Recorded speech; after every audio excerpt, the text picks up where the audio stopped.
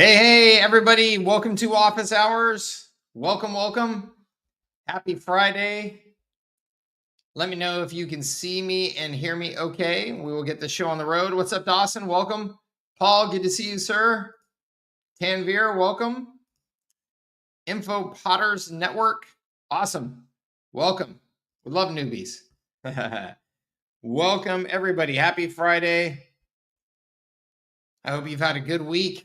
I just got back from a 6-day RV trip around Southern California to Central California. Went up to Sequoia National Park, Carmel, Solvang, Malibu, and back down to San Diego.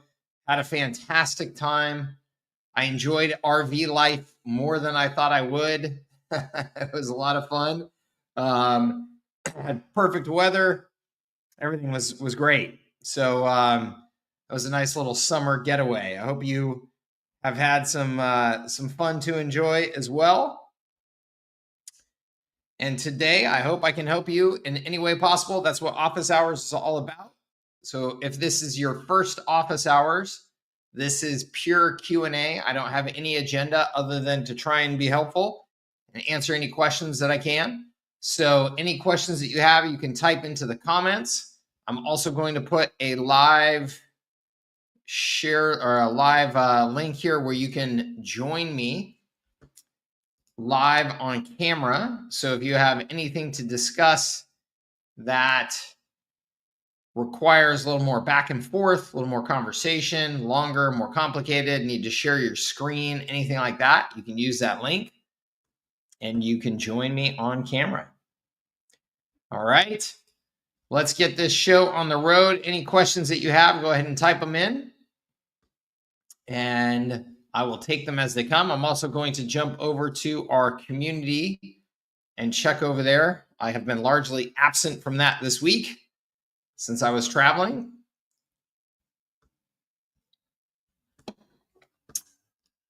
Let's see if we got anything over here.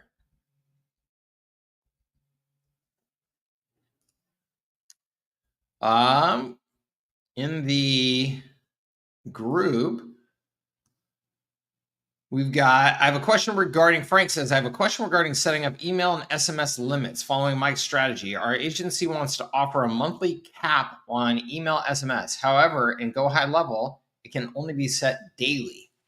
Do we just divide the monthly we want of the month and set that limit, or are there alternatives? Yeah, so I see.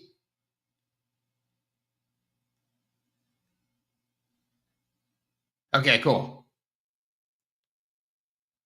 Awesome. Okay, it looks like Frank already got his answer question. Robert from our team answered that there are messaging limits in Go HighLevel, and then there's also SaaS mode credits that you can set. And apparently Frank talked to the HighLevel team and learned that at the SaaS plan level of HighLevel, you can actually set specific limits as well on a monthly basis, a 30-day limit, which I actually did not know that you could do that. So that's cool to know. So here Paul says, for clients that want to get into their sub account to do things, even though we do all the heavy lifting, do you know of any white label tutorial videos we can provide? Yeah, Paul, there's a couple of options that I know of. So HL Pro Tools sells some videos, I believe, still. And then the other, oh my gosh, I always forget the name of Extendly. Yeah, so Extendly, I believe, has some tools as well. I mean, some videos as well. So HL Pro Tools and Extendly, I believe, are two good options for you. I would also just encourage you, Paul, to look in the marketplace and also just post like in the Facebook group and just say, you know, who's got some videos that they recommend, because I think there are a lot of people who have put these together to sell. So I think you have a lot of options. I just think that HL Pro Tools and Extendly are kind of the two major players in terms of, these outsourced resources for high level agencies. So I would check with those two. But I do think that you have a lot of options. Let's see here. Cool. I offer YouTube services, editing, scripting, thumbnail strategy. I just don't get how I can plug Go HighLevel and what to offer that is coherent to what I already do.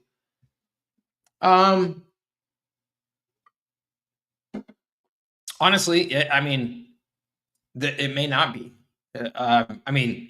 You could just promote HighLevel through your account, and you'll probably get some sales. It's probably not going to be as meaningful as you would like, though, because it's not really a direct link to what you've got going on there. So I would recommend that you consider, are there any services outside of HighLevel? Outside of what you're currently doing that would involve HighLevel that you may want to offer. I'm not saying that you should do that. Like, the last thing that you should do is distract yourself with something that's not strategic to your business. So if it's not strategic and it's not a good fit, I wouldn't try and fit it in just to fit it in, just because it's kind of an exciting thing or whatever. I would consider, is there something that you can offer using HighLevel that would be congruent with your services that would then put you in good position to market the platform. So right now, the couple of things, I don't know who you're creating your videos for, but if it was people that were trying to take traffic from those videos to a website to then capture leads and monetize something on that website, then that could be a natural extension. Yeah. So you said, I help people create funnels, but I'm a beginner. I'm helping 3 people free of cost to learn. Okay, awesome. Good. So, okay, great. And I think it's great that you acknowledge that you're a beginner and that you're doing these services free to start. That's a perfect way to get going, to get confidence, to get somebody who will, vouch for the effort that you've put in, the work that you've done for them. I think everybody should follow this strategy if you're having a hard time getting started. So then it does sound like that you are working then, whoever it is that you're helping with the YouTube videos, it sounds like they are primarily people trying to drive traffic from YouTube to something else. And that something else is a website or a funnel, typically. So then in that case, you have a real nice opportunity to then put those customers onto HighLevel for those landing pages, for the websites, for the funnels, things like that. And that would be a nice natural extension of what you're doing. Yeah. Awesome. Yeah, that's awesome. So and to be clear, I want to make sure, because there's 2 ways of promoting HighLevel. One is as an affiliate, right? Which is like my primary thing that you see with these YouTube videos and my bonuses and stuff. I'm promoting HighLevel as an affiliate to people who are either already agencies or want to be agencies, right? HighLevel is primarily designed for agencies. The agencies then take their HighLevel account and create access to tools and services for their customers.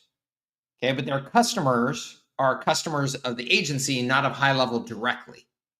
Okay, so it seems to me that that's what you should be doing. You should be positioning yourself as an agency, a YouTube, marketing agency, funnel agency, and then you're going to set up your customers on your white label version of HighLevel. So whatever that is, whatever you decide to name it and brand it, and you will deliver your funnel services, your landing page services, things like that through your white label version of HighLevel.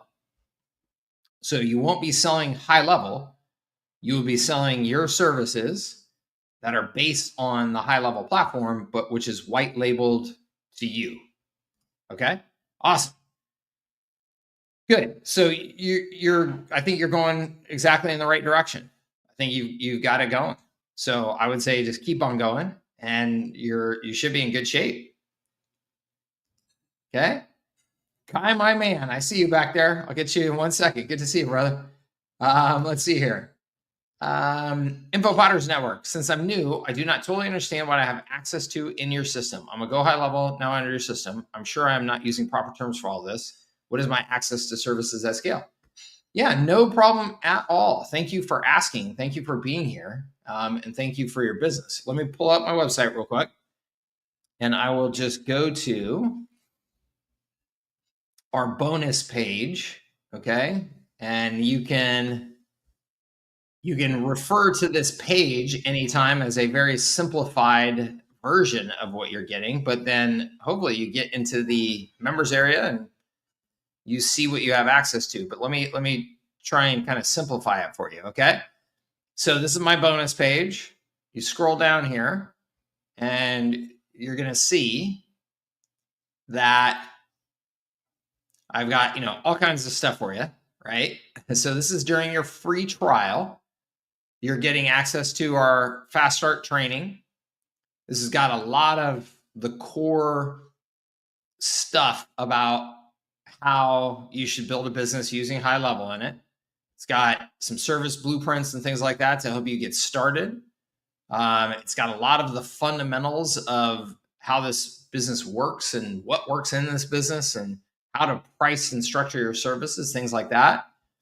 It's got my core sales and marketing methodology for agencies. This is now R4 and actually R6.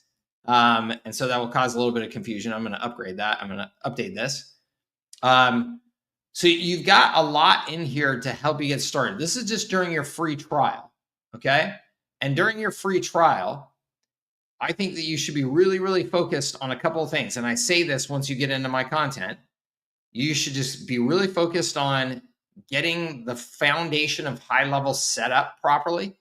So just making sure you've got, things like your DNS set up correctly, and you can send and receive email and SMS and stuff like that through the platform. So just making sure you're getting that set up properly and learning kind of the fundamentals of how the platform works. And then the second thing that you should be focused on is just getting your sales process set up. So getting a website launched for your agency and getting the basic sales process set up so that you can start having a home base that you can point prospects to. So when you're out talking to people and saying, yeah, I've started an agency, you need to be able to have a website that makes you look credible and a place where people will say, yeah, I'm interested. They can opt into your newsletter or book a call with you, things like that. That is what you will find with this R4 agency sales and marketing system and the agency sales funnel bootcamp. This is designed to help you get that sales process, including that website, set up as fast as you can. Okay, because you got to have a home base to be able to point prospects to. So that's during your free trial. Those are really the only two things that I think that you should focus on during your free trial. Free trial goes pretty quick, and you really just don't want to get too ahead of yourself. Okay. Now, once you are a paying customer through me, you get access to the high leverage agency. The high leverage agency, as you can see here, is as complete of a system as I can give to you on how to grow a business in this space. It's got everything. It's got the financials of how this business works. It's got detailed options on how to structure your service packages. It's got sales and marketing content. It's got service blueprints. It's got, again, as complete of a system as I can give you based on my nearly 20 years selling to small businesses. Okay. Once you get access to this, you should really just go into this, go through it generally in order, following the videos that I've got for you there, and don't leave it. like I said, it really is complete. And you've got these calls with me. You've got boot camp calls that we do.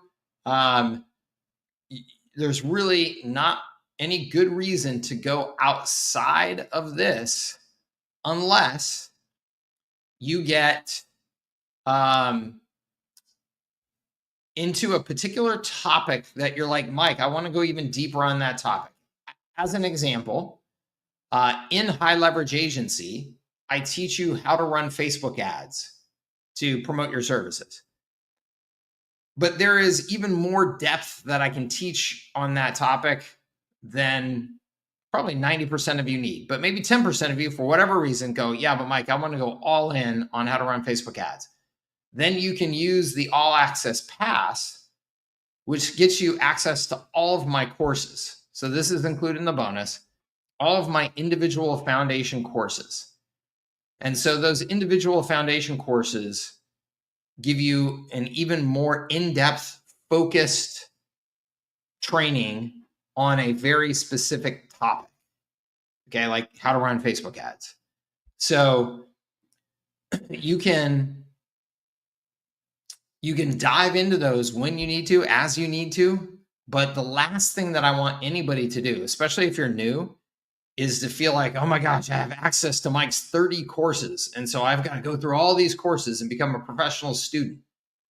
You do not. What you need to do is just go into High Leverage Agency right here and just start taking action in the order that things are laid out in there, which is really, you're going to get the foundation of your business set up, and then you're going to start doing sales and marketing, prospecting to try and get customers. Okay. Everything else that you need to learn, you will learn by doing, and then referring back to the High Leverage Agency and going, oh shit, this is what Mike meant when he talked about that. You're not going to learn it by sitting around and being a professional student for the next 90 days, studying all my courses or anybody else's courses, and then thinking, okay, now I'm finally ready. It's not the way life works. You're going to waste 90 days. So don't do that. Jump in here and get rolling as fast as you can and stay focused on that. Okay. That is my advice to you. And I'm happy to answer any questions about that. Okay. And I hope that that clarifies some of that for you. Okay. Do I have a video on A2P registration? I've been denied like 5 times now for use case description error, and I've tried everything. I don't have anything in my training that would help you beyond. Yeah, I mean, it sounds like you've got some sort of specific issue there that needs to be addressed. I would contact HighLevel support and have them work through it with you. That's the only course of action I would recommend to you. I help people. Oh yeah, we were talking about that one. Adam says, I've set my base pricing at $1947 setup and $297 a month. I'm getting pushback from my team that it's too expensive. Should I have a lower price? Adam, who is your team? And what is their experience? And who are these people? And I ask you all of that because if your team that you're referring to is like your salespeople, they're always going to want you to make everything easier for them to just sell. Yeah. How did I know it, Adam? I've been through this a few times. Yes. Anytime you are dealing with salespeople, you have to understand their incentive, which is to make it easier for them to close deals. That's really all they care about, right? And I shouldn't say that's all they care about. If he's truly your partner, then obviously he should care about the health of the business. Okay. And so what I would say to your partner is that he probably needs to focus on learning how to sell more effectively than worry about your price point being too high. Okay. And I'm not saying that to be a horse's ass. I'm saying that because all you have to do is look around the marketplace and realize that there are an infinite number of things being sold to small businesses that are priced at those price points that you mentioned or higher. Okay. So as an example, let's just go real quick over to HubSpot's website. Okay, HubSpot, the biggest player in this space by revenue, at least, no longer by usage, because HighLevel just passed them. Booyah. But let's go over to their pricing page and look. Okay, starts at $800 a month, starts at $3,600 a month. Okay, requires a one-time professional onboarding fee of $3,000, requires a one-time professional enterprise onboarding of $7,000. Okay. So my point being that there are all kinds of businesses that are paying more than what you are charging for your services. So there are all kinds of reasons why it could be easier or harder to sell your services at those price points that you may want to consider. Okay. Are you presenting the value of what you're doing for them effectively? Have you presented the value of what that 1947 or whatever it was upfront fee is for? Because a lot of people, what they do is they say, that's our startup fee. Okay. Well, that's a pretty lame explanation of why, as a small business, I'm going to have to pay you, $2,000 to be your customer, right? Like, why can't you just onboard me, right? But if you look at HubSpot's again, okay, if we go and look at HubSpot, then you'll see that they have gone through and made sure that they have professionalized what this professional onboarding is about, so that when somebody asks, they can say, hey, here's what our onboarding services are and why they're so important and why we charge for them. Okay. And so they have made that clear so that they're presenting the value of what the customer is getting from that onboarding fee. So Adam, if you go through my surge to SaaS approach that I teach you in the High Leverage Agency, that surge, which is the upfront fee, has tremendous value because of what you're doing for them. Okay. And any small business that would argue against the value and that they're getting an incredible deal, it's probably not a small business you even want to be doing business with, because they have unrealistic expectations, and lots of small businesses do. And it sucks to have them as customers. Okay. Now, I do also want to say, though, Adam, in my training, I teach you 3 ways to present your services so that price should barely be an obstacle. Okay. So let me just quickly run you through, because I think this is valuable for everybody. The first one is what you presented. Pay $1947 up front and $297 a month. Okay. Now somebody could say, ooh, that $1947, man, that's a lot for me. I just can't come out of pocket $1947. Then you can present, hey, we understand cash is tight for everybody. As you can understand, we do have a lot of startup costs to get you up and running, and we're setting up all these marketing systems for you. So it has to be fair to us as well. But what we can do is, if you're willing to sign a 2-year agreement instead of our standard 1-year agreement, we will then just finance that 1947 over the cost of the 2-year agreement, and we'll kind of call it even. Okay. So we'll get you started, $297 a month, nothing up front. It's a 2-year agreement, and we'll go ahead and eat that 1947 up front. Okay. So that's a way that you can get a win-win, right? You can negotiate, hey, I'll drop that upfront fee, maybe not 100% of it. You can decide that, but maybe some of it, with a 2-year agreement, so that we can make sure it's fair for both of us. Okay. So that's a very fair way of doing that, and an easy option to be able to present. And then the third way that you should be presenting your services is that they could pay for the year up front at a discount. So this may seem opposite to what you're saying. You're saying, Mike, I'm getting pushback on these prices. But oftentimes pushback on prices is just purely negotiation. They're just seeing what they can get out of you, right? And also, it's pretty fascinating the way people think about the overall cost of something. And so this has happened to me. It surprised the living shit out of me the first time it happened, because I was getting pushed back by a customer on price.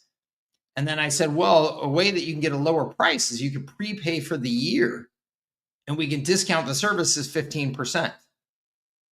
And lo and behold, they prepaid for the year to get their 15% discount, because they actually had so much cash sitting around that even though they were haggling me on price, that was just them haggling. That's just what they do. And then when I presented a 15% discount, because they have enough cash sitting around, they were like, yeah, we'll take a 15% return anytime. And so they prepaid for the year. So all of a sudden they cut me a check at that time. It was the biggest check I'd ever received from a customer. At one time I was like, what the heck? And here they were like pushing me on prices. So you've got to understand that price is impacted in all kinds of different ways. It's negotiated in all kinds of different ways. And the prices that you're talking about are not too expensive unless you're really just not presenting the value of what you're providing at all. Like every decent piece of software out there for doing what you could be doing for them is gonna be that much. So was wondering, offering $100 a month discount for the first 100 and 50% off or wave setup on a 12-month commitment. Okay. So $100 a month discount for the first 100. So Adam, this is where it's really important, and everybody, this is where it's really, really important that you understand your numbers, because a $100 a month discount, let's say that you're operating with 35% 35% margins.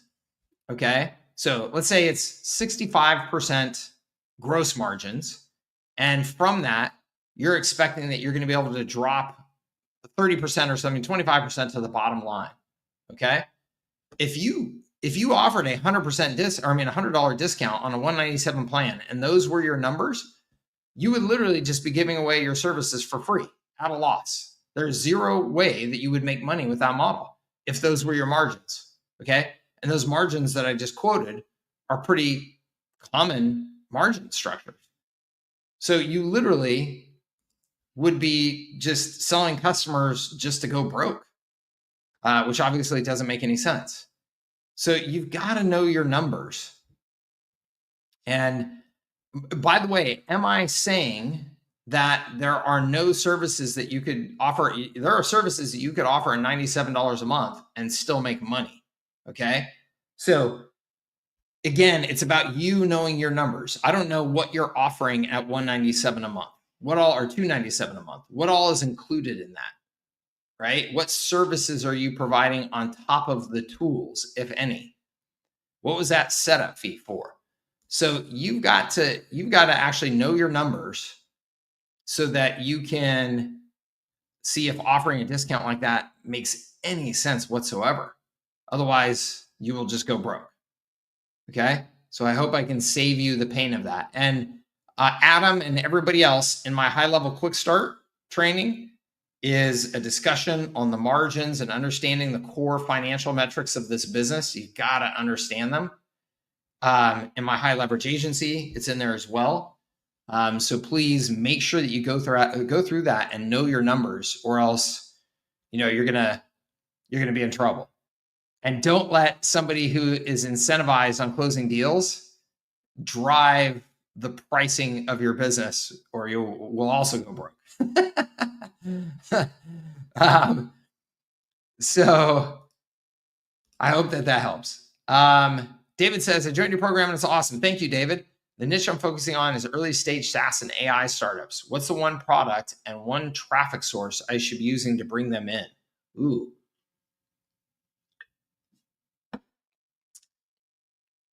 I think depending on how early stage and what you're going to be doing for them, David, it would determine this a bit. But I think early stage SaaS and AI startups are all over Twitter. Like the Twitter community, or X, the X community of early stage founders is very, very, very active. And particularly in the whole SaaS and AI world. So I would definitely be all over that for sure as a traffic source. If I was going to say one, that would probably be it. And depending, if you're good with video, YouTube would be tied with X probably. Okay. And then in terms of what's the one product, I think it really depends again on really understanding who is that customer and what specifically you're trying to deliver to them in terms of value. Like they're a technical group. I mean, if they can build their own SaaS and AI, then they can build their own website, right? Not saying that they want to, or not saying that they should. I'm just saying that they can. So I think that your pitch to them really needs to be something more about, it can't be about the technology. It's got to be more about how you're going to help them capture more leads, convert more customers. And so I would be focused on things like helping them build their list, capture leads, creating funnels, that type of thing to help them actually convert customers. And again, the details exactly of that offer, I would, I would have to get into it a little bit more with you to really understand, what you're targeting there and how you could target them, because there's all kinds of ways you could go with that. Okay. Naya says, hi there. I have a time and talent creative agency and I'm completely aligned with your business model. Awesome. I'm concerned about Go HighLevel, for instance, when it has tech issues and this affects my customers. I understand that 5 years ago. I don't understand it now. And what I mean by that is HighLevel is now the most used marketing platform on the internet. It's past HubSpot. It's past everybody else. They have crazy global infrastructure at this point. It's massive. So if you are going to be concerned about technology impacting your customers, you've got to be concerned about any technology impacting your customers. It's just a fact of life at this point. So the tech issues that you're going to experience with HighLevel, I don't believe are any more or of any greater risk than really any other platform that you're going to be putting them on.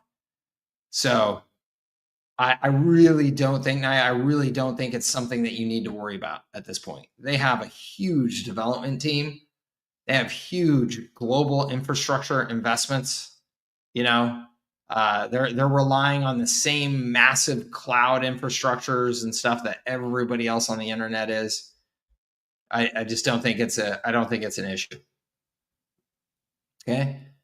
And you may have seen, there has been some very public harassment of HighLevel recently from some marketing gurus out there saying, oh, HighLevel didn't do this and it cost me, so much money in my funnel because my funnel didn't have, such and such happening. Yeah, bullshit, right? Any other software platform that you didn't actually check and verify that the things were happening, you would experience the same problem. That was not a HighLevel issue. That was a operator issue. So be careful of your sources. And look, like I said, I've been using HighLevel since it started. There was a period of time I did not promote HighLevel for the first 9 months. I think that I used it. I used it for almost a year before I promoted it because it was buggy. It was early days. I mean, they were just getting off the ground, and I was like, okay, I'm not comfortable promoting this yet. And then it got to a point where it was stable enough and the value was clear enough where it was like, okay, even if there is some tech problems, the value is so great that anybody in their right mind would just put up with the occasional tech problems because the ROI is still so huge. Now it's just not even a question. So I hope that helps you. I hope my confidence helps you. Yes. If you go to Naya, that bonus page that I showed, I'll just show it again here real quick. You go to the bonus page here, and you will see if you scroll up or scroll down anywhere, but get started with HighLevel today. There's your 14-day trial. There's our 30-day pro SaaS trial right there. Okay. You can sign up with either of those, and you'll get the same bonuses. So I absolutely recommend that you sign up in whatever way is best for your business. You don't need to sign up for the higher plan to get more of my bonuses. You get the same bonuses no matter what. So sign up for whatever's right for you, and certainly whatever is best for you financially to be able to, invest in growing your business. Okay. Kai, my man, you ready to come on board? Let's do it. What's up, dude? My man, give me the update. I just got back. I just got back yesterday. So it turns out, just because you hire employees and you think you're doing well, your business just goes to shit when you go party and drink for 2 months. It's crazy how that works, dude. It's wild. I don't know what I thought I was doing, bro. Holy shit. How long were you gone? Just dude, like 6 weeks, 8 weeks. I partnered up with I don't know if you remember Mike, like the shirtless dude is just jacked as fuck. Oh yeah. Yeah. Me and him partnered up. Cool. So he's doing all the back end systems. I'm doing all the front end sales and marketing and all that. But dude, oh my God, man, this month has been a nightmare. It's actually wild. Like we hired like 4 CSMs. We just hired salespeople, and just like churn just went through the roof because like new systems, it's a whole different process this stage of the business than like one man teaming it to like 20, 30K a month. And now like building a team, this is like a whole different thing, dude. It's a whole different business. 100%. Yeah. But yeah, I was like, I was trying to get on here the last couple of times because I was like, fuck, who do I talk to that has experience building teams and like building like sales teams and tech teams and stuff? And I was like, oh, my boy, Mike Cooch. Yeah. But so I guess what I'm wondering is, we have about 300 clients. We're charging $297 a month. So, nice. So we're onboarding between like 50 to 80 a month, which is great.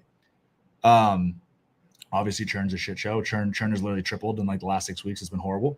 Yep. But we're basically like 1.2 or 1.3 ROAS in the front end. So basically it costs us like, in a perfect world, we're looking for $297 a month to acquire a $297 a month client. So 1-to-1 on the front end. Yep.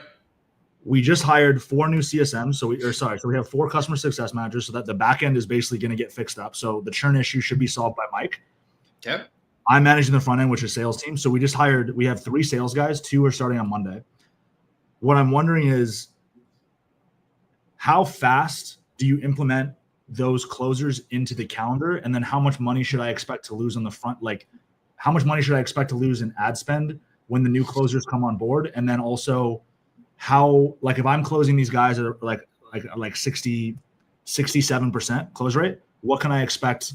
Like, how fair is it to expect out of my closers, I guess is what I'm asking. Yeah. Cool. Great questions. And I know that's very advanced, but like, it's just like, yeah. No, these are great questions, and they're important for everybody to consider. And the answers I can give to you are, of course, more just kind of benchmarks and frameworks as to how to approach it than it is hard numbers, because every scenario is going to be a little bit different. But the important thing is that you approach it with some structured thinking, like you already are, and you capture some of these key metrics so that as you continue to grow, you have some baselines to work with and improve upon, right? So there's a couple of things. So one, I just want to start with the stage that you're talking about, and everybody should be aware of this because it's so critical. Anytime you're building a service business like this in particular, you go through what I call a stair-step growth progress. Yeah, that's literally what it is. That's the exact way to think about it. That's exactly hilarious. Yeah. I never thought of that. That's literally what it is. So Kai started his business here, like you said, one-man show, and he's just hustling and grinding. And that feels awful for a period of time. And then he starts stacking up recurring revenue. And all of a sudden it starts to feel amazing because the recurring revenue is getting high enough. He's still super lean because he's still essentially a one-man show. Maybe not exactly, but he's still super lean. And so now all of that recurring revenue is starting to feel like, oh man, I'm doing it. I'm killing it. Yeah, exactly. Which is awesome. And so of course, the next natural thing that most people do, certainly most entrepreneurs do, is now I want to take it to the next level. Okay. you really do need to make a very conscious decision at that point, because the other option is Kai could say, hey, you know what? I'm going to keep this super lean. We're just going to grind. Me and my two buddies are going to grind until we're just like dead every day. But we're going to do that for the next 2 years. And we're just going to stack up a ton of recurring revenue. And it's just almost all of it is going into our pockets. Okay. We call this the keep it small, keep it all. Okay. It's like just keep your overhead as small as you possibly can, so that all of the revenue that's coming in and it's profit and it's going into your pocket. Okay. That can be awesome. It's a decision to make very deliberately, because it has downsides too. You're not going to get to, 10 million that way. You're going to get to $1 million that way, $1.5 million that way, something like that. So if you want to go to that next level, you've got to start investing in salespeople, support people, training. You got to get them computers to work with. It's just like all the BS of actually building a business. And that's the stair step that I'm referring to. It's as soon as Kai decides he wants to go to the next level, there's this big stair step of costs and effort that you have to put in to get to that next level. And the stair step of costs go up, but his recurring revenue is still here. It was awesome when his costs were down here, but now he does this step up and his recurring revenue is still here. And so he's going to have this period of time where it's like, oh my gosh, all of a sudden I'm spending money out the yin. We're churning customers like crazy. Like everything feels like it's going wrong, until that recurring revenue catches up and again goes over that line. And you're kind of back in those early stages that you were, where it's like, okay, we're finally doing it and we're going to get ahead again. And now at that new cost structure, you're going to start getting ahead. Now you've got a few $100,000 in recurring revenue and you're starting to feel fat again. And then you've got to decide, are you going to take the next step up? And it does this for a while. It does this depending on the margins of your business. It does this until the margins are so great that the investment that you're having to make in your next 5 salespeople, it doesn't really feel like it's bleeding you at all, because you've got enough cash reserve to invest in that. Okay. And that just takes a little bit of time to get there when you're bootstrapping a business. So that step up, everybody should understand, is a decision to make very deliberately. Do not just stumble into that, because you will start losing money and it will hurt.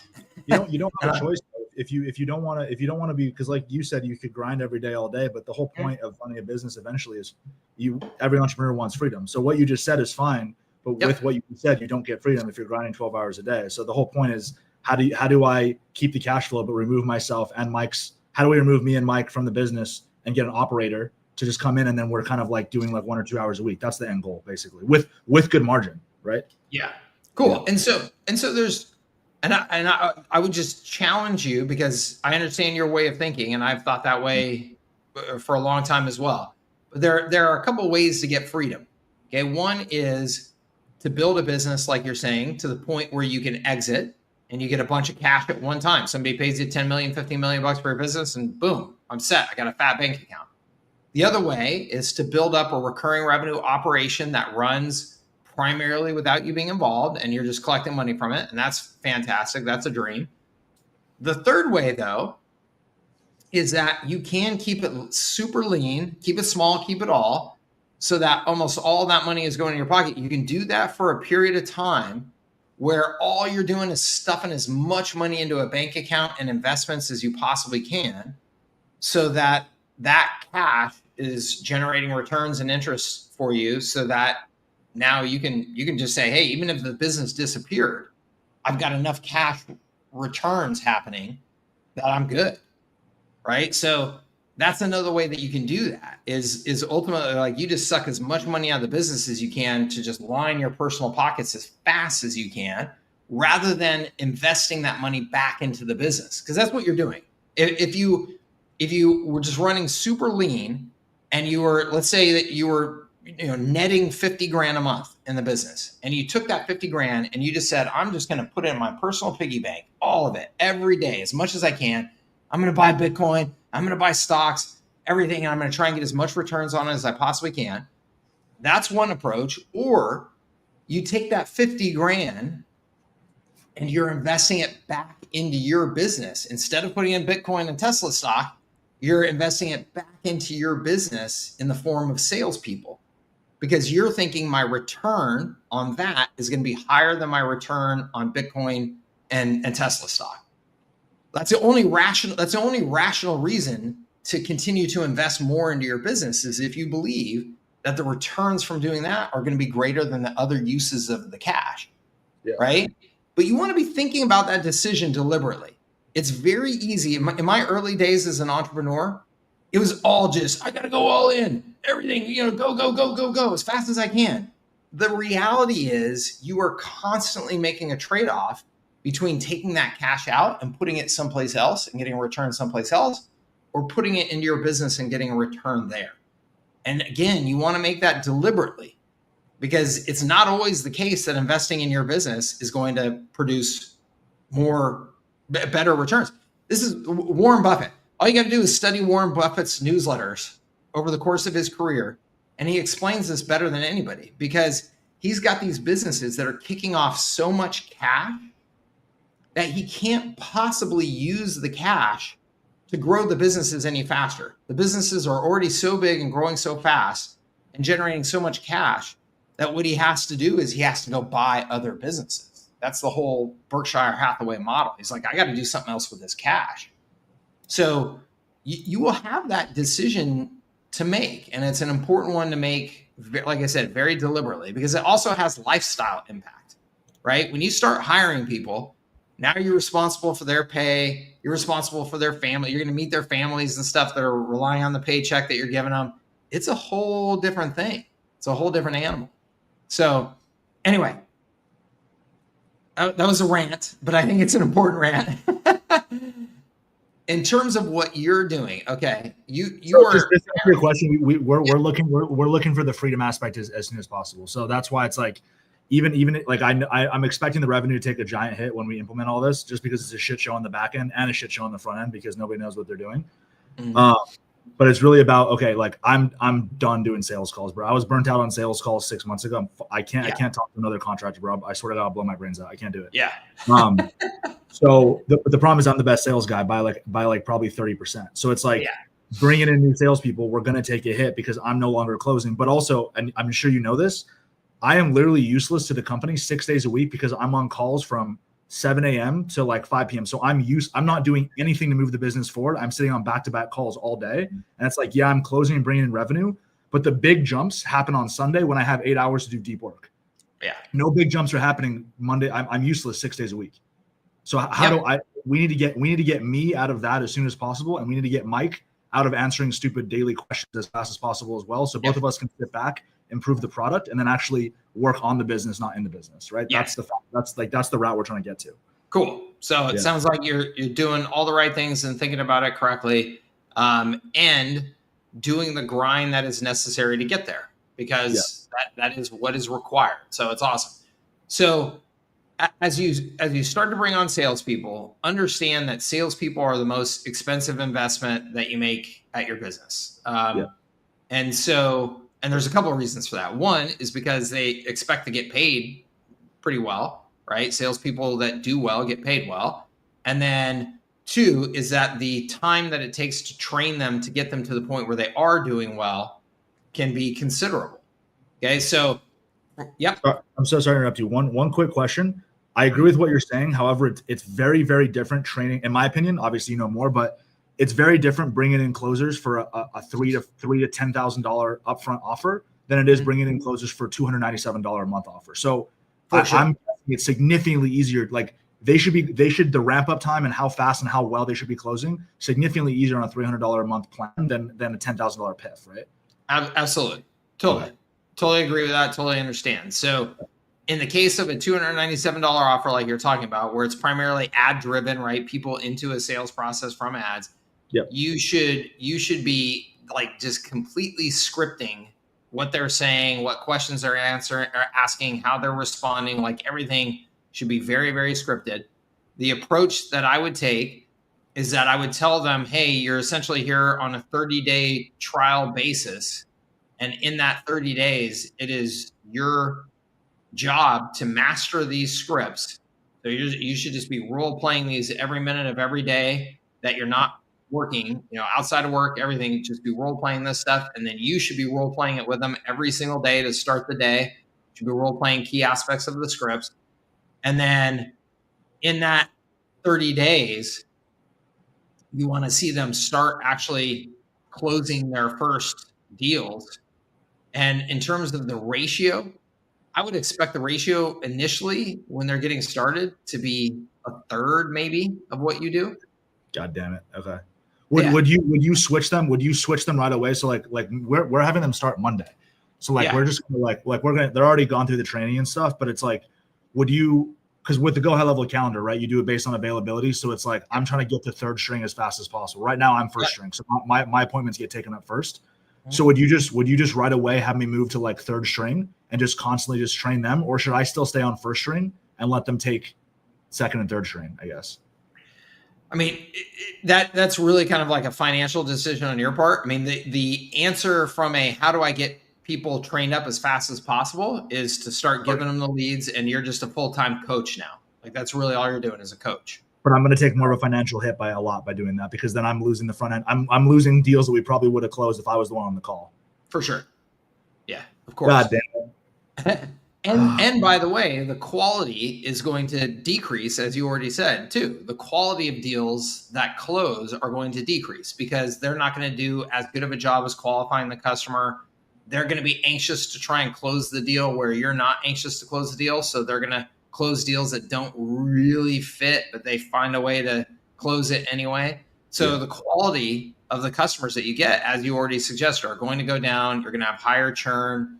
It's going to take a while to baseline that. So for between day 1 and day 90, so between day 1 and day 30, you want to see that somebody is 100% committed to mastering the scripts, mastering the process. They do everything that you ask them to do. They put information into the CRM properly. They mark the funnel stages properly. They send the whatever email communication you want properly. Like they need to follow your playbook perfectly.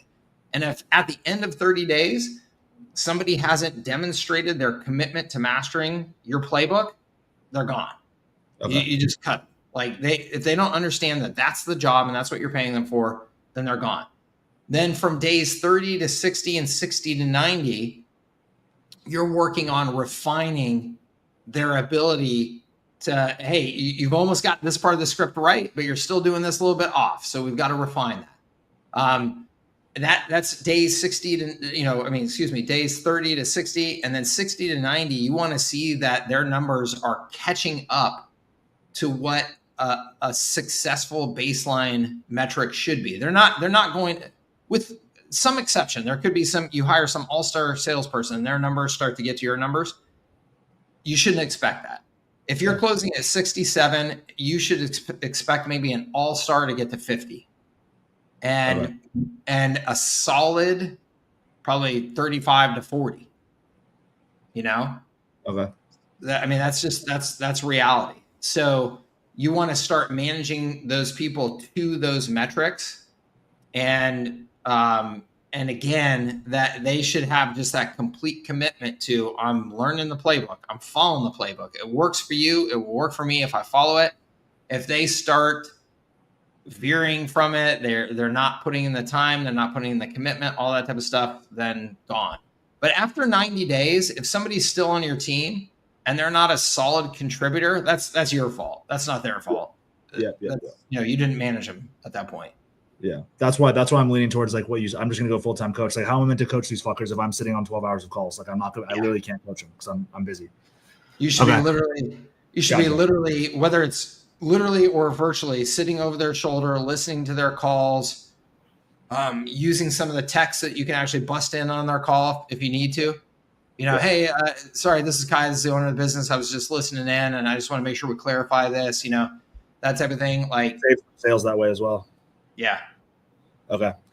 All All right, man. Oh, last thing. So what I was gonna do is like basically in our sales, I've probably done like 3 or 4, maybe 5,000 of these calls at this, probably like 3,000. I've just done so many. I just know for a fact the way our sales process is. I know what they see on the ad. I know what they see on the sales page, the VSL they watch. I know everything. I know all their questions, everything. So the call literally only goes one of 3 ways. What I was going to do is just for their closure training, I was going to say, hey, the intro is the same, the close is the same. This middle part, there's only one of 3 ways this goes. Here's 3 examples of calls that I've done that go this way A, way B, way C. This is exactly how you do each way. But most importantly, from the intro, this is how you tell which way it's going to go. And then you have to know exactly how to handle that middle section. That's how I was going to train them, basically. Yeah, I think that's fantastic. I think that sounds great. And just so you know, like the way I approach this is when they come on board, like let's say there's the first, like the elevator pitch and, explain who we are as a company and who we serve, like just these 2 core messages, right? Like I would, like by day 3, I would be like, day 1, I would say, hey guys, by the end of day 3, it's your job to be able to present those core messages to me perfectly smoothly. I don't even know if we have that, bro. The way I close is there's no script. Dude. I just go off the top of my head every time. You've got to script that. I know. Otherwise, here's what's going to happen. You'll have 10 salespeople, and they will all have 10 different versions of who you are as a company and what you do and how you help businesses, and that is a recipe for churn. Yeah. Because you've got 10 different value propositions going out the door in these sales conversations. So customer 1. Yeah, the first customer signs up expecting this. The 10th customer signs up expecting something totally different because the pitch he got from the salesperson is different. Yeah. So you've got to script that. Record your calls, take that, transcribe it into a script, and just refine the living heck out of it. Got it. Okay. Yeah. And then we're gonna do 1 call a week with the whole team as well. So sales and account managers have congruency as well. So they're not, the salespeople aren't over promising, and the CSMs are getting fucked. So. Yep. Okay. All right. God damn it. Here's how you should role play. My favorite role playing exercise is take 3 of you, and you being one of them, and then 2 salespeople that you're training, and you just practice a particular part of the script. And so you and one of the salespeople is practicing the script, the other person's listening, and then those 2 people practice while you listen, and then so it's a little triangle. And you just keep going around and you practice it. And you then should be pointing out, hey, little subtle differences in the language that this person used versus that person. Let's explain why this person's version is better than that person's so that they can continue to hear it and just refine it. You do that for like 15, 20 minutes to start every day. Just pick a new part of the script and role play it. And you're just doing that constantly. It just continuously improves everybody's game. Got it. And our goal is to be completely removed in like 4 to 6 months. Is that yeah, that's realistic. Okay. That's totally realistic. Okay. God damn it, Mike. All right. This is business. This is business part 2, baby. Business part 1 was me. Exactly. Business 1 was me and 1 virtual assistant to $30,000 a month. Now it's me and freaking 12 dudes. God damn it. Yeah. All right. You got this, man. You got this. All right, man. Thank you. I'll see you in October at the event. Sounds great. We'll talk soon. Bye. All right. Barry says, hey, Mike, thank you for all the work you put in. Thank you, Barry. I appreciate it. Do we have permission to rebrand some of your teaching frameworks under my agency when selling to prospects? Yes, Barry. Yeah, that's what the whole R4 and R6 are all about, is giving you frameworks to use. Yes, absolutely. You should use those frameworks. Yep. Yeah. No problem at all, Barry. And you can take the R6 as well and make a slightly different version of it. Like, let's say you're selling to chiropractors and you want to take that R6 and again, just tweak some of the language of it or whatever so that it fits really well for you and fits really well for chiropractors that you're selling to. Absolutely. Go for it. Okay. Yes, absolutely. HighLevel support will help you with anything, honestly. Like they are designed, the philosophy of the team at HighLevel is to bend over backwards to make you successful. So if you need help with A2P or anything else, yes, absolutely contact them. Should we put foot in the door pricing on our pricing page in addition to basic pro and premium? I typically do not. No, I usually save the foot in the door pricing for ads or for email communication to the customer. But I usually do not put that publicly up on my website. Among the people I'm helping I have seen they would much rather pay $97 for the Go HighLevel agency account. I find it difficult to convince why they would pay me that for a sub account at $97. Oh, because the people that you're helping in the whole coaching space are familiar with Go HighLevel. Yeah, I got it. So I would. This is the important thing for everybody to understand. If you go through my training, my videos, there's videos on YouTube where I talk about how there's 3 different types of customers, right? There's agency customers, there's systems customers, and there's tools customers.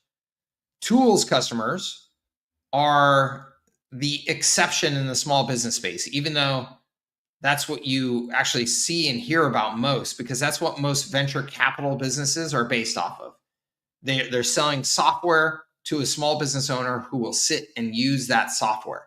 Okay, that's a tools customer. They just want the tools and then they will do the job. Okay. On the far other end of the equation are agency customers. Agency customers are, not only do I not want tools, I want you to do something special for me, custom for me, for my business. And I want to pay you for your time and your talent to do that. That's very rare in the small business world. They may want those things, but they don't have the money to pay for it. And that's why it's a terrible business model if you're selling to small businesses as a time and talent agency. Okay. If you're going to be time and talent, you better be selling to big businesses that can pay you a lot more money. All right. In between these two is what I call systems customers. Systems customers are, I don't have the money to pay you to do something custom. I also do not care or have any interest in learning how to be a marketing guru. And so I don't want to sit down with tools and learn how to do this stuff. I'm a chiropractor. I'm a pizza shop owner. I'm a whatever, a plumber. Okay. I want to be plumbing. I don't want to be trying to learn how to build funnels. I don't even know what the hell a funnel is, right? So that's the far majority of the small business market. They want to focus on their craft, on their trade, and don't want to be bogged down with all this marketing stuff. So, in other words, you need to be adding value on top of the tools. Okay. And so this is what you are not clearly communicating to them, is what value you are adding on top of the tools. So in other words, the value would be that you are creating funnels and managing those funnels for them, that you are creating landing pages and managing those landing pages for them. That you are monitoring the metrics of the campaigns to make sure that they're being effective for them. That's all value-added services that you're offering on top of the tools. So you need to explain why your prices are higher than just tools prices, because you are offering value that is greater than just tools. If you're not, you're going to have a hard time getting anybody to pay anything more, of course. So you've got to make sure that you are articulating that clearly. What is your value proposition on top of just the tools? Okay. Otherwise, yeah, they just want to sign up for tools. Why do they need you? Right. What monitor setup do you have, Mike? Any nuances you found through the years about workflow? My monitor is just the great big, or not even the great big, there's bigger ones, but it's the studio display from Apple. I just have one monitor. That's it. And I can split my screen on my monitor using, I use Magnet, right? It's a plugin that you can get that allows you to like split your monitor and all kinds of different configurations if you want to. But for the most part, what I found is it's best for me if what I'm doing, I'm using the whole monitor for doing that. And then I will switch computers. So I have an iPad, I have a MacBook. If I'm doing certain types of work, I will do that on my MacBook someplace else. I'll go to a coffee shop. I'll go sit at my counter in my kitchen. I'll go, whatever, out on my patio. If I'm doing video editing work or like concentrated creation work, I will do it on this Mac on this big screen, and I'll just be 100% focused on that. So, I think it's a great question asking about workflows and any nuances of workflows, because I do think that stuff makes a huge difference to really think through and find what works for you. And what I've found for me is you may have heard like maker mode versus manager mode, or creator mode versus manager mode, whatever you want to call it. But those are two very different modes. When you are trying to create something, your brain needs really concentrated effort to be able to go into depth on creating that thing, thinking about that thing, testing things, whatever, but just being maniacally focused on that thing. Versus manager mode is meetings, paperwork, administrative stuff, just like all the follow-up crap that has to do with the business. A big mistake that people make is they try and do both of those modes kind of at the same time. And so they jump from one thing to the next. They're in maker mode trying to create a video, but they've also got on their split screen over here their email inbox or their Slack, so they can make sure they're keeping up to date with everything, not missing anything.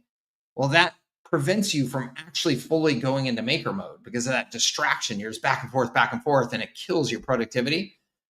So again, if I'm at this computer that I'm at right now with you guys, I am 100% focused on what I'm doing. I'm having a call with you. I am recording a YouTube video. I am editing a YouTube video.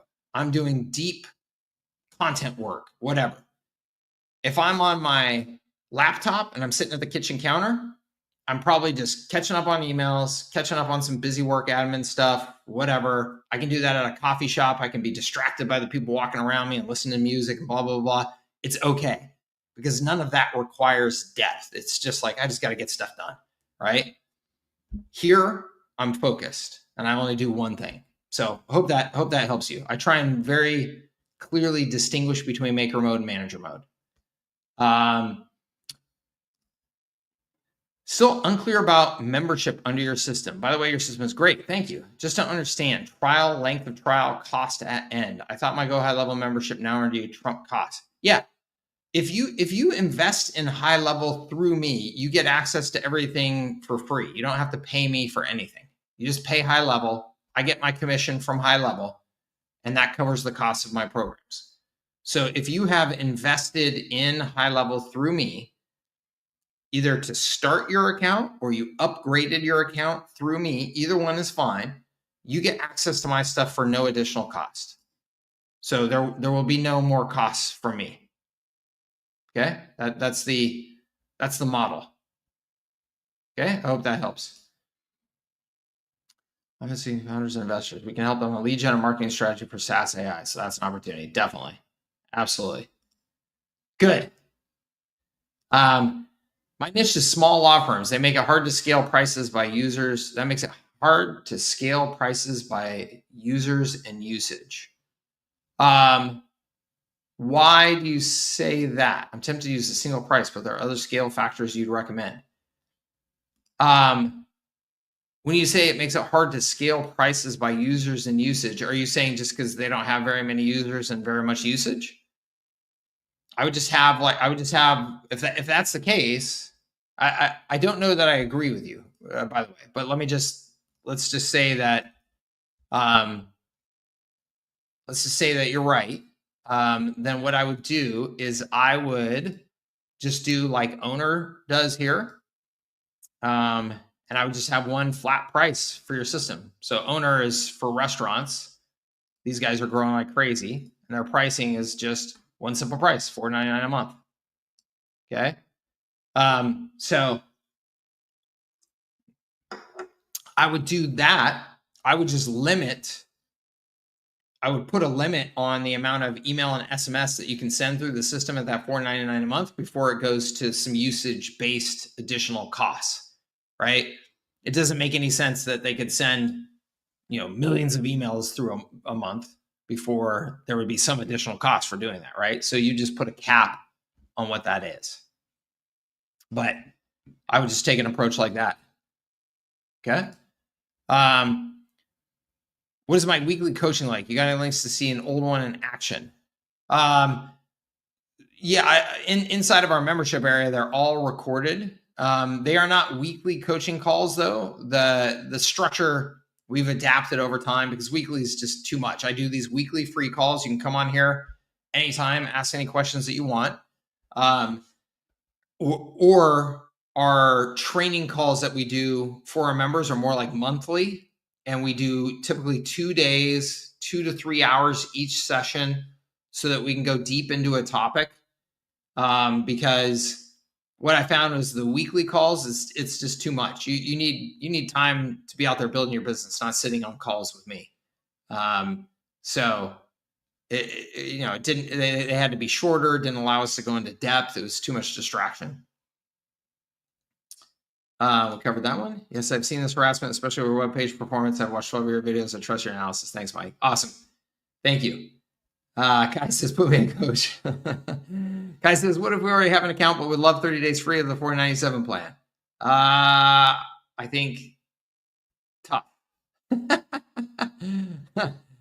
Well, actually, that's not true. I think you can still use the 30-day trial to upgrade.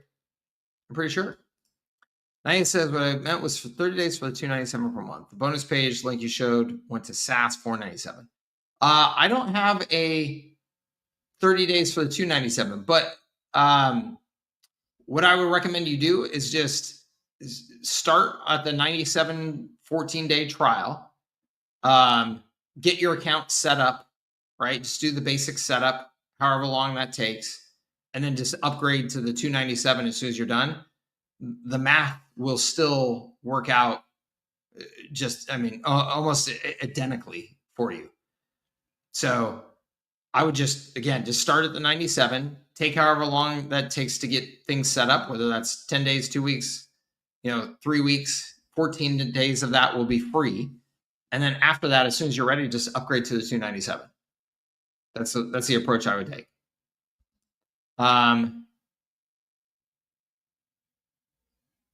Art, that is inside of High Leverage Agency. I believe it's also inside of HighLevel Fast Start as well. If you look at our service blueprints, you will see the training in there. Okay.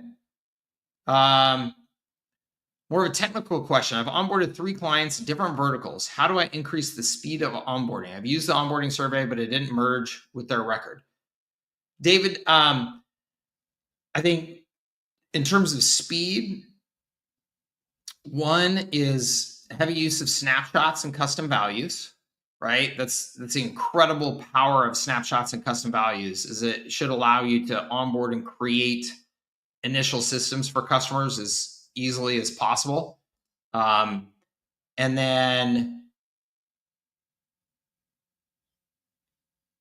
can you automatically create a sub account that autofills survey info?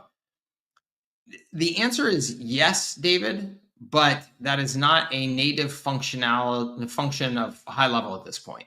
So yes, you can do that. It just takes a little bit more technical shenanigans than I know how to pull off. But you're onto the right idea, which is you want to collect that information and then input it into the custom values of whatever snapshot that you're working so that everything populates in those workflows, in your campaigns, everything as easily and efficiently as possible. And then, David, the other thing is I would just say, probably the biggest factor in getting your onboarding like really efficient is just that you're offering the exact same, service and setup to everybody. So the fact that you mentioned 3 different verticals, you may be doing kind of 3 different things for those different verticals. If you are, then that comes at a cost, right? Versus if you say, hey, here's exactly what we offer. It's what we offer for everybody. And that's easier if you choose just one vertical, right? If you're just selling to chiropractors, then you can create a system that's like dialed in for every chiropractor. And then that's gonna make things really, really efficient because now every customer setup is essentially identical. So decreasing the variability of your services and the variability of the types of customers you're serving is going to be one of the biggest factors on top of what we already discussed. Okay. Yeah. So again, those are inside of our membership area. I don't know that we have any of those public. They're not familiar. They are always asking for help in the Facebook community, and still that's like the mindset. Yeah. I mean, to some degree, you just got to know when to just kind of walk away from prospects, right? I spend almost no time convincing anybody of anything in my sales process. Your convincing should be done through your marketing.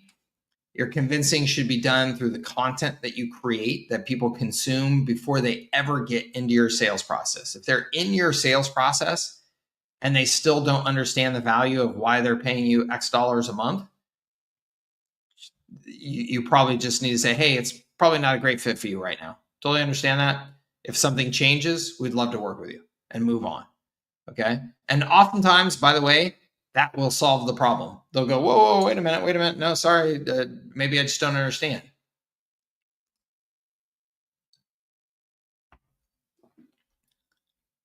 No.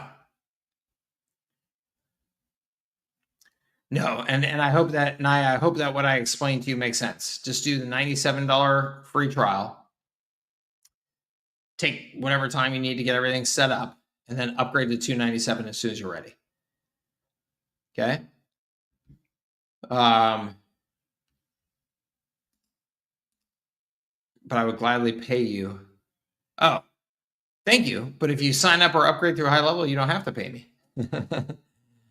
In your emails, it announced that we can pre-ask questions in the members area. Where do we do that? Thanks. Paul, you can just do that in the moguls area if you're in moguls, or you can just do that in the agency agency business section of the membership area. That'll be fine. Are there more rules and regulations when you go into a medical niche? Yes. There's HIPAA compliance, and this will vary by every country. But yes, because you are dealing, with people's private medical information, there are absolutely more rules. So you want to be very well aware of those if you're going into medical. Yeah. I've never cold called before. Is this something that falls into the embrace the suck category? Yes, it certainly does. It does. Now, Naya, if you have been on many of these calls in the past, which sounds like you're new, so probably not, but you will hear me rant about how you should not have to do much cold calling. Cold calling is a dead, or should be dead. It's dying, let's say. Cold calling is a dying art form. And I can say this with confidence because I used to be a very, very, very, very active cold caller for, a decade. My business was built on cold calling. So I know what I'm talking about when it comes to cold calling. That being said, cold calling is awful. It's awful for everybody. It's awful for the person doing it. It's awful for the person receiving it, right? The way the world works today is that you should be creating content and using that content to get somebody to express interest and then following up with that person. That changes the entire dynamic, right? It's just a much, much better sales process for everybody. But that being said, I do think that there is value to cold calling, particularly in the very early stages while you're getting your content going. Cold calling is, as you said, it sucks, it's brutal, and that can help you sharpen your claws faster. You know what I mean? Like if you're cold calling and you have to get somebody's attention fast, you've got to learn how to deliver your message. You've got to learn how to deal with rejection. You've got to learn all those things. Those will make you a sharper entrepreneur. They will give you real-time feedback from your prospects that is powerful. because you don't get that real-time feedback when you just run an ad on Facebook, right? There's a layer between you and the other human being called the internet, and that layer creates just all kinds of BS, cloudiness. People will, comment on your ads and say stuff that they would never say to you in person, right? So getting a real human being on the phone, as you said, forces everything to the surface. So I do think it's great to do for a short period of time and for a percentage of your day. But the majority of your day should be focused on creating content, running ads, getting people to raise their hand and say, I am interested, and then doing a follow-up process. Okay. Let's see. Legacy clients, I'm getting assistant future clients or my startup niche. Awesome. Cool. Yep. Cold calling can be done with Extendly with heavy. I'm not a big fan of.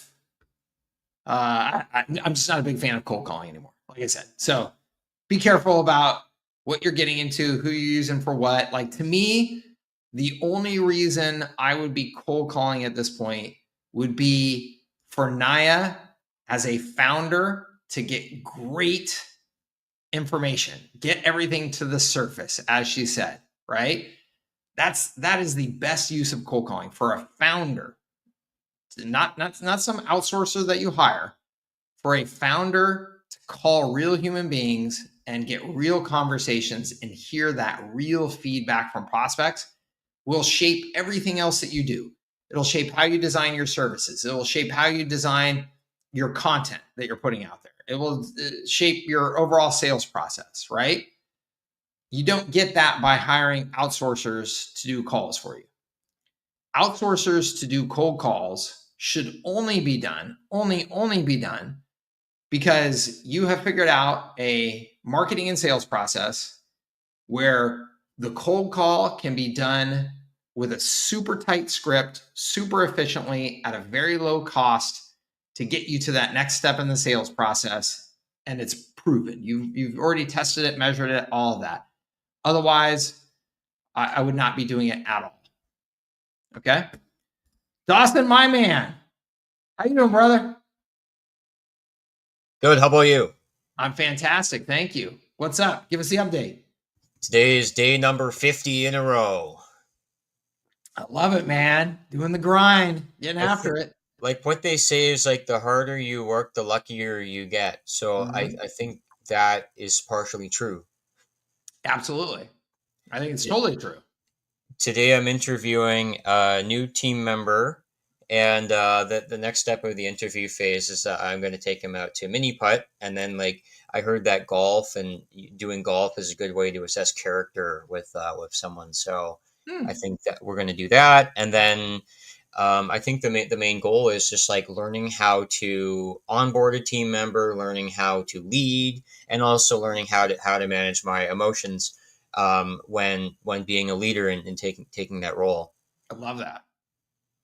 Because like I learned a lot of other aspects of the business, and it's time to like have another person involved to see what I'm doing. I can teach them what I know, and then really I think it's just going to reveal more about me than whatever inputs I'm going to get.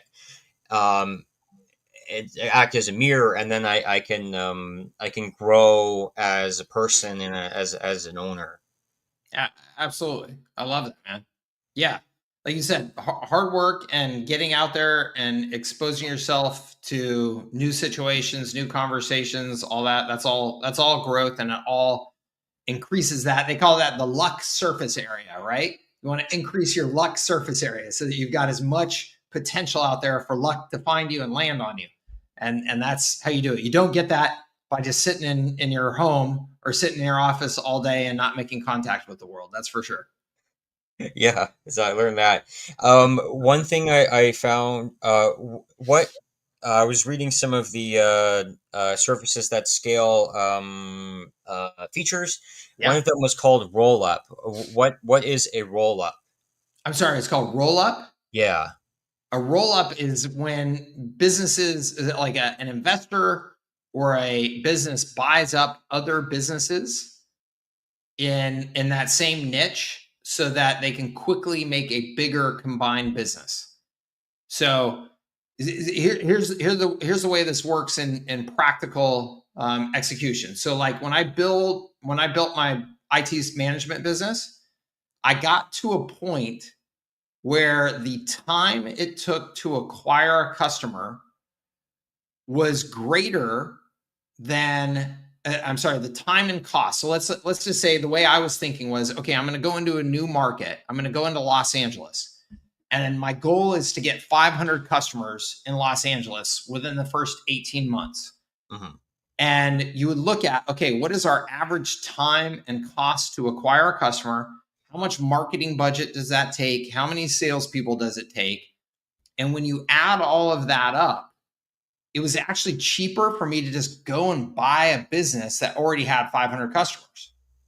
And so that's what a roll-up does. A roll-up says, okay, wait a minute, I can go and buy these customers faster than I can go and actually earn the customer's business, and cheaper than I can earn the customer's business. Mm-hmm. And so the best way for me to get from a $5 million business to a $50 million business is to just go buy a bunch of other $5 million businesses and put them all together in one. And the math works out better for everybody. That's the theory.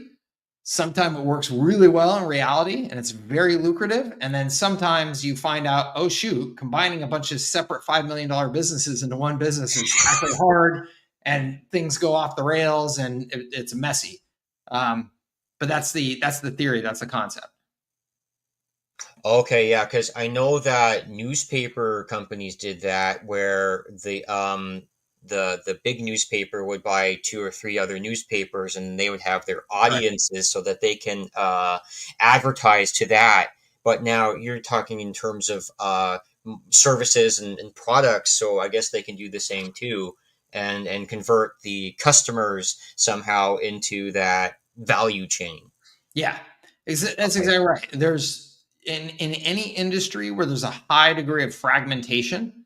So particularly like in local industries, right? So there's a plumber in every little town. There's actually, 10 plumbers in every little town. So that's a highly fragmented industry.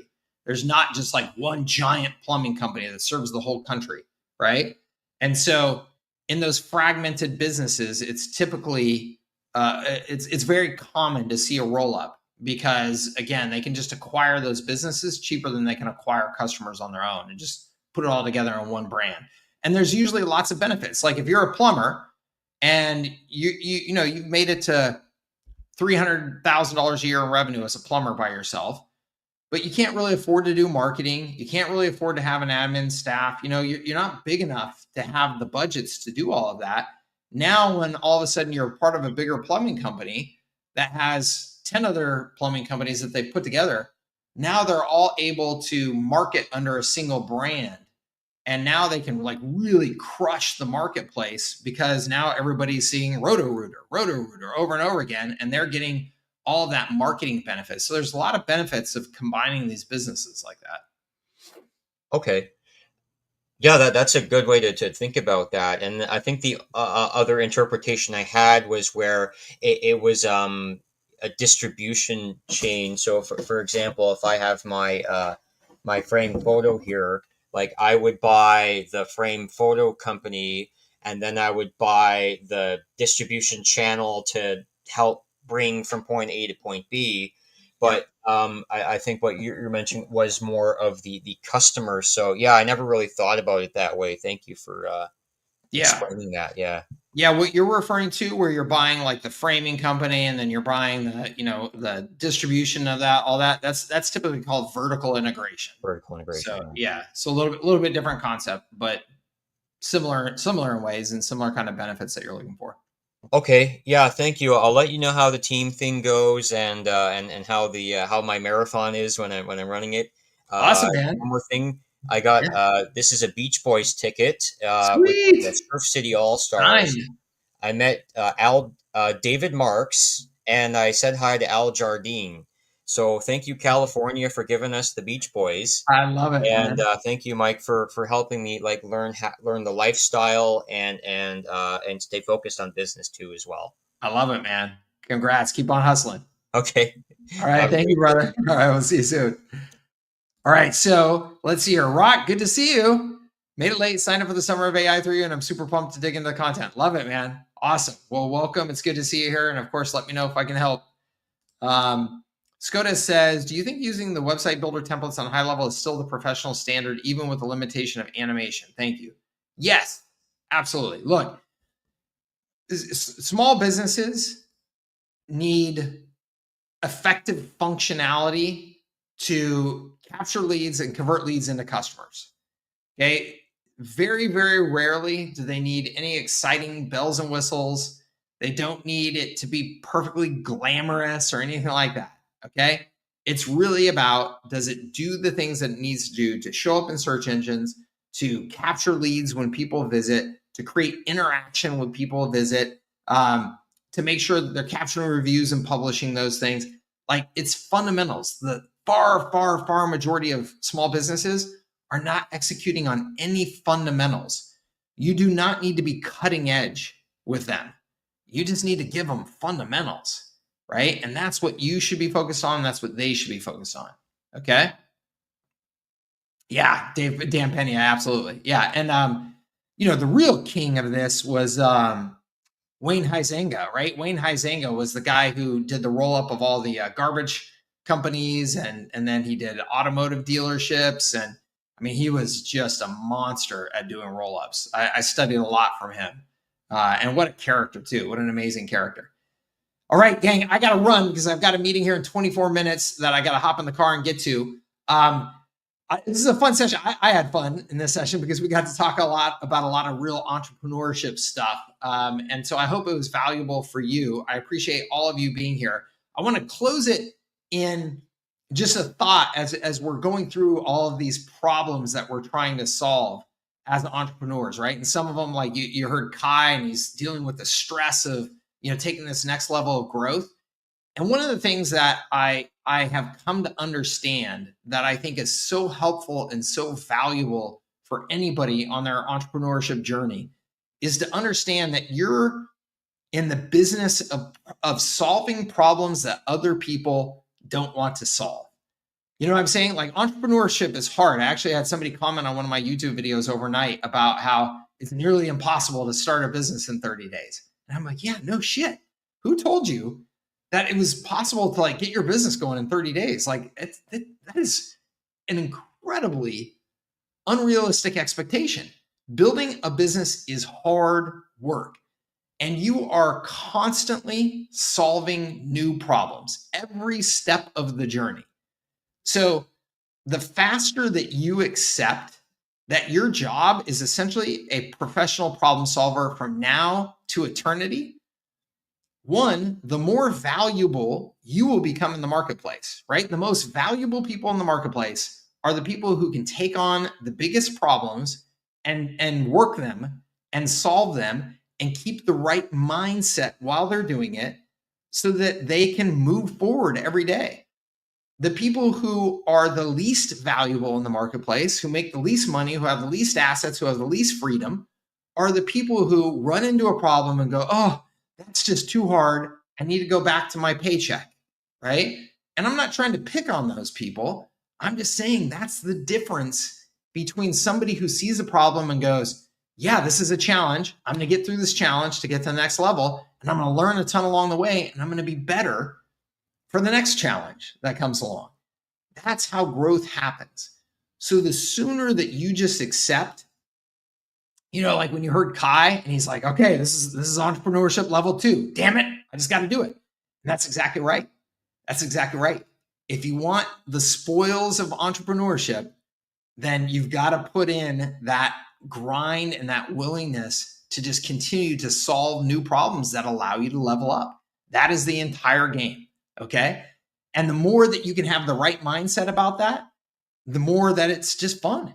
It is. It's just, that's the game, and it is a game. Okay. Thank you so much for being a part of my community. I appreciate you all. It's great to have you here. It's fun for me to do these calls. I really enjoy it, and I hope that you got some value out of it. Have a great week and weekend, I should say, since it's Friday. Have a great rest of your week and weekend. And I hope that we will see you on a future office hours call. In between these calls, you can post in our community. I'm in there. My team is in there. We're trying to make sure that we respond to your questions as quickly as possible. So please take advantage of that as well. Okay? Yes, sir. A marathon, not a sprint. That is absolutely right. And maybe it's both. Maybe it's a sprinting marathon. And that's why it's so damn tough. All right? Take care, everybody. Have a good one. Bye-bye.